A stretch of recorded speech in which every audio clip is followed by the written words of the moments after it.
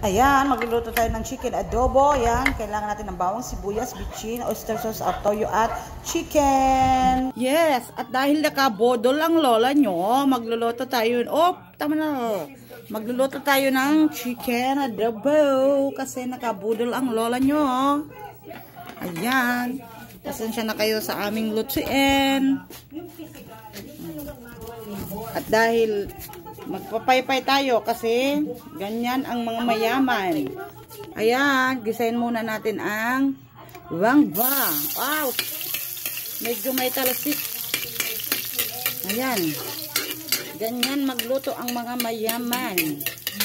Oh, tumatalasik siya. Galit ang bawing. Isunod na natin ang onions. Oh my God, boy. Dandahan lang, boy, ha. Ayan. Lutuin muna natin siya ng kaunti para lumabas ang kanyang aroma. Yan. Paypayan ang ating kalan. Ang aming shilane. O, diba? At dahil dyan, ilalagay ng... Di mo pagtapok kung buwita nagtitipsik, ha? Luway-luway, dandahan lang. Nilalagay na ng ating assistant ang chicken. Ayan na, nilagay ko na ang chicken dahil nakabudol tayo ngayon, mga kabudol. Nakabudol ang lola nyo. Joke lang. Ito ay pinaghirapan ng aking mister. Siya ay nagtrabaho sa construction. Yan, para meron kaming pagkain ngayon. Kasi kung hindi siya mag-work, wala. Gutom ang mga... So guys, wait lang. Antayin natin ang finished product ng aking adobo ala Poninay. Antayin natin ang finished, guys. Wait lang, mga kabudol. Okay? Ganyan din ba kayo magluto ng adobo? Ilalagyan na natin siya ng toyo. Okay.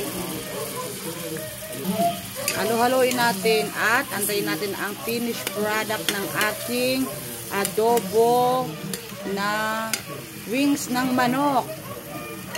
Antayin nyo ako, guys, mamaya. Bye-bye. Nilagyan ko na siya ng mga ricado at yung pangpasarap. Antayin na lang natin siyang maluto. Ang last na ilalagay ko ang oyster sauce. Yan, pampasarap yan. Luto na siya, mga guys. Luto na ang aking adobo. Ayan na. Luto na siya. Ayan, ang sarap. Kainan na. Ayan na ng 1 kilong rice. Ayan na. Buhatin na siya.